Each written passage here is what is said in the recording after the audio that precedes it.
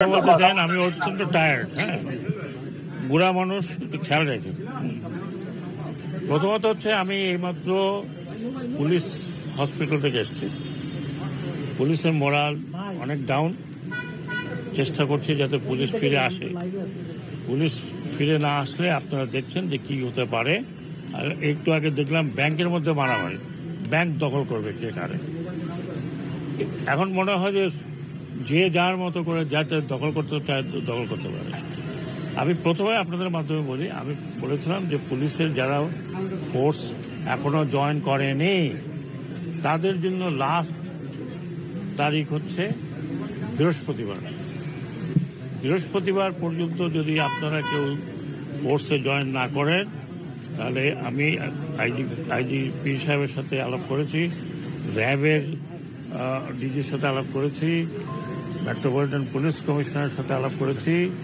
আপনারা যদি বৃহস্পতিবার না আসেন আমরা ধরে নেব আপনারা চাকরিতে ইচ্ছুক নন। আগামী এই বৃহস্পতিবার, আগামীটা আবার কি, এই বৃহস্পতিবারের মধ্যে যে যার জায়গায় চলে যাবেন, ডিউটিতে থাকবেন। যা হয়ে গেছে সেটা হয়তো কারোর গায়ে কেউ হাত দেবেন না।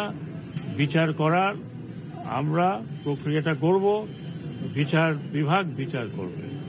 যারা দোষী হবেন, বড় দোষী ছোট দোষী যেই হোক, তাদের পানিশমেন্ট হবে। ঢালাওভাবে কাউকে দোষারোপ করা যাবে না।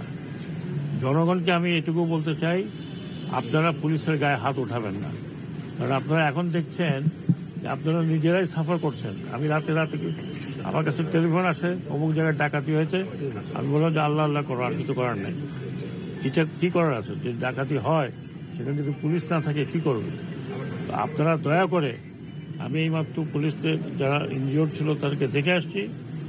যতদূর আমাদের করার সম্ভব আমরা করব।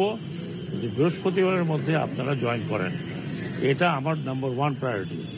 2 নম্বর প্রায়োরিটি, একটু আগে দেখলাম যে রাস্তা বন্ধ করে দিয়েছেন আনসারের একটা পার্ট, তাদেরও কিছু দাবি দেওয়া আছে। সবারই দাবি দেওয়া আছে, আমারও দাবি দেওয়া আছে।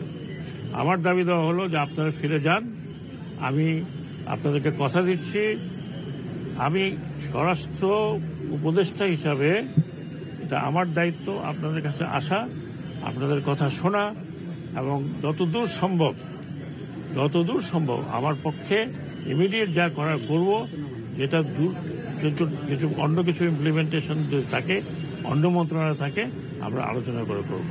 আপনারা দয়া করে রাস্তাটা ছেড়ে দেন, রাস্তার থেকে চলে যান।